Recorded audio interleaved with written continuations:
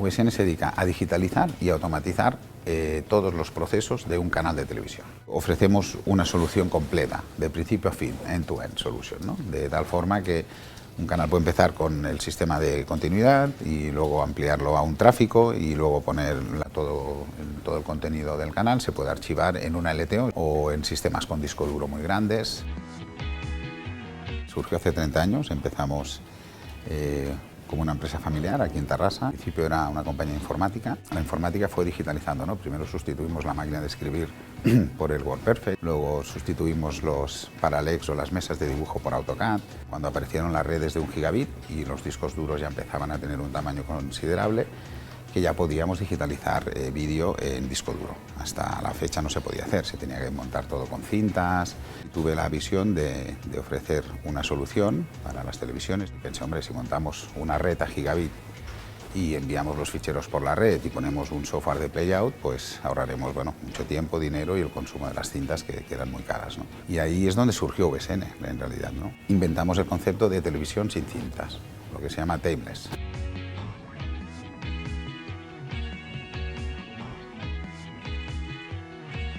En el 89 hicimos la primera digitalización, la hicimos para Antena 3, para una delegación de Antena 3 en Mallorca. Sony España estaba esperando un pedido de muchas cintas y muchos BTRs y Antena 3 decidió comprar nuestra solución. Se enteraron que una empresa les vendió una solución muy innovadora, etc.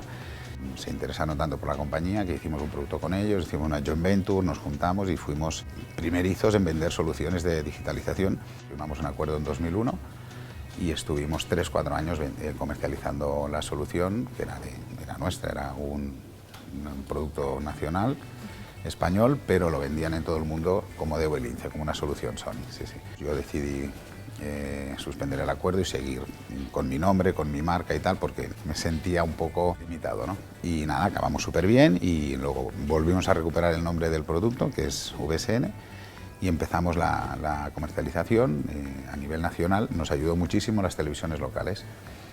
En España hay un efecto que no ocurre en todos los países, que hay, bueno, ahora hay menos, ¿no? Pero en aquel minuto, antes de la TDT, habían 800 televisiones locales. Nuestros clientes hay pocos, son 3 sectores: canales de televisión mediano pequeños, canales grandes de televisión, productoras grandes y luego, pues nada, universidades, agencias de noticias y grandes centros de producción. Entonces eso nos obliga también a salir fuera. A partir de 2004 empezó su experiencia internacional, la expansión, con un gran proyecto en México. A partir de ahí, el mercado que más se desarrolló, evidentemente, como ocurre con muchas otras empresas españolas y es lo habitual, es Latinoamérica. Latinoamérica, desde ese momento hasta ahora, ha sido la principal área geográfica de expansión, aunque sí que es verdad que a día de hoy comparte un peso muy importante con EMEA, con Europa, Oriente Medio y África, con lo que esas son las 2 principales áreas, pero tradicionalmente siempre ha sido Latinoamérica. Gracias a los programas ICEX pudimos internacionalizar la compañía y seguimos aún usando todos estos programas que realmente son muy interesantes para todas las empresas. Empecé en 2004 con un XPIPE, que se llamaba en aquel momento, ahora se llama ICEX Next, que es el primer programa para empezar a internacionalizar empresas. Abrí las filiales con los PIEX, que son programas que ya no existen. PIEX es Plan de Implantación en el Exterior. Así abrí Uruguay, así abrimos Dubái y abrimos una primera en Estados Unidos también. Te subvencionaban hasta el 60% de las nóminas de los empleados, el alquiler, bueno, de todo lo que gastaras, el 60%. Entramos ya a coger becarios ICEX y en la actualidad yo creo que pues han pasado por VSN pues unos 30 becarios en los últimos 10 años. Yo creo que los pilares principales de la compañía son becarios ICEX. Nosotros pues conocemos a muchos clientes en ferias o nos contactan a través de las campañas de marketing digital, web, etc.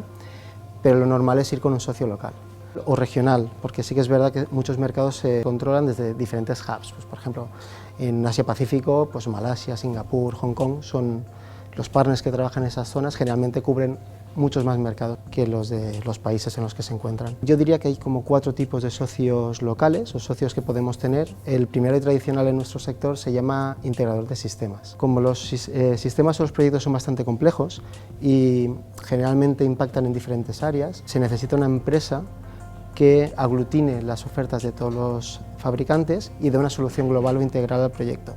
Es muy difícil que una sola marca en muchas ocasiones pueda dar una solución global a un cliente, y ese papel lo hace el integrador de sistemas, garantiza que aquello va a funcionar. El segundo es el distribuidor, trae oportunidades a la empresa, en este caso BSN, para trabajar en el mercado local. El tercero, y cada vez es más importante en el sector en el que nos movemos, que nos dirigimos cada vez más al componente informático, son las consultoras, tanto las consultoras locales como las consultoras internacionales, que suelen tener filiales o empresas en estos países. Y generalmente recomiendan diferentes soluciones, hacen un papel como de crear una lista corta, una selección. Y el cuarto es el partner tecnológico, es decir, otra empresa como nosotros, que ya tiene sus clientes o ya tiene algún tipo de relación con diferentes cuentas y nos lleva a nosotros, porque ya tenemos una relación, para que demos una solución conjunta. Hay 2 tipos de competidores: los competidores que son globales y que están presentes en prácticamente todos los mercados, que generalmente son empresas americanas, hasta otros que son los locales.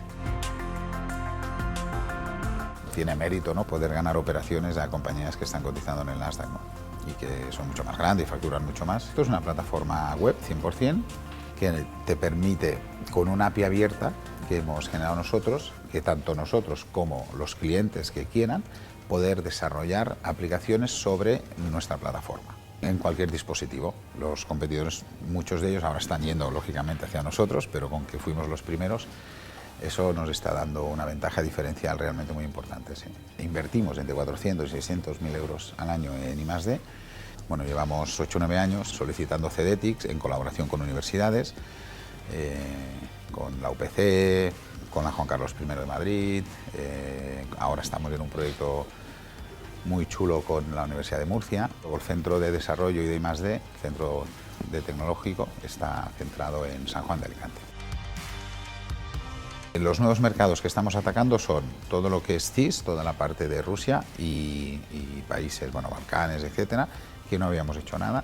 Entonces la estrategia para Estados Unidos, después de perder unos cuantos miles de dólares, porque he hecho 2 ataques, en 2006 lo intenté y tuve que hacer retirada, y ahora lo estoy intentando en 2017, es hacer un partnership con una empresa americana. O sea, hay que buscarse algún master distributor o un partner local americano, y tú casi desapareces, que se vea que es un producto americano. Esa es la clave para entrar en ese gran mercado, que es el 33% del mercado mundial, claro.